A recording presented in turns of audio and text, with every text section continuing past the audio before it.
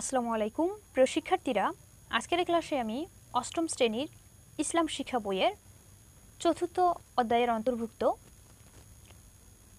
112 নম্বর পৃষ্ঠারের দলগত কাজটি আলোচনা করব। শিক্ষার্থীরা, এখানে বলা হয়েছে দলে দলে বিভক্ত হয়ে দানশীলতার ফজিলতগুলো আলোচনা করবে। দানশীলতার যে ফজিলতগুলো আছে সেগুলো আলোচনা করবে। শিক্ষার্থীরা, চলো আমরা দানশীলতার ফজিলতগুলো দেখে নেই।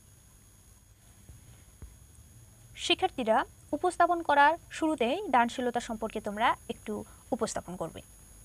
দানশীলতা ইসলামের একটি মহৎ গুণ।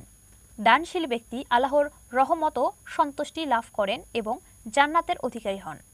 দান করলে সম্পদ বৃদ্ধি পায়, ঋণ পরিশোধ হয়, দুঃখ দূর হয় এবং সমাজের কল্যাণ হয়। নিচে দানশীলতার কিছু গুরুত্বপূর্ণ ফজিলত আলোচনা করা হলো।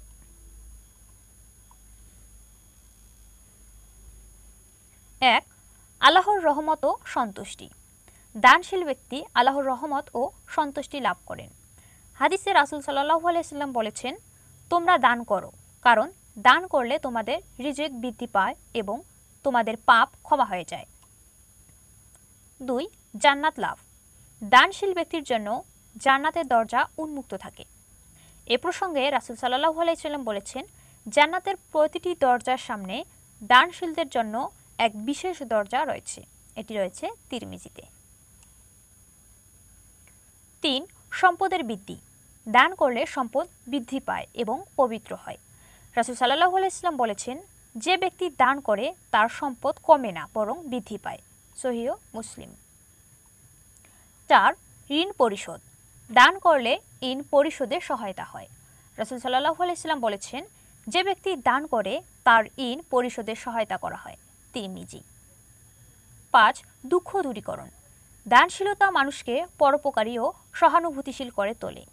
দান করলে দুঃখ দূর হয়, মনে প্রশান্তি মেলে।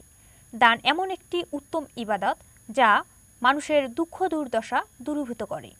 রাসূল সাল্লাল্লাহু আলাইহি ওয়াসাল্লাম বলেছেন, যে ব্যক্তি অন্যের দুঃখ দূর করবে, আল্লাহ তার দুঃখ দূর করবেন। তিরমিজি। পরিশেষে বলা যায় যে দানশীলতা একটি উত্তম আমল। মুসলিমদের উচিত নিয়মিত দান করা এবং দানশীলতার মাধ্যমে আল্লাহর রহমত ও সন্তুষ্টি লাভ করা। দানশীলতা শুধুমাত্র ধনীদের জন্য নয়, বরং সকলের জন্য যতটুকু সম্ভব দান করা উচিত। দানশীলতা একটি সুন্দর সমাজ গঠনে গুরুত্বপূর্ণ ভূমিকা পালন করে। শিক্ষার্থীরা, আমরা খুব সুন্দর করে দানশীলতার ফজিলতগুলো উপস্থাপন করলাম। শিক্ষার্থীরা, আজকের ক্লাস এখানেই শেষ করছি। ধন্যবাদ সবাইকে।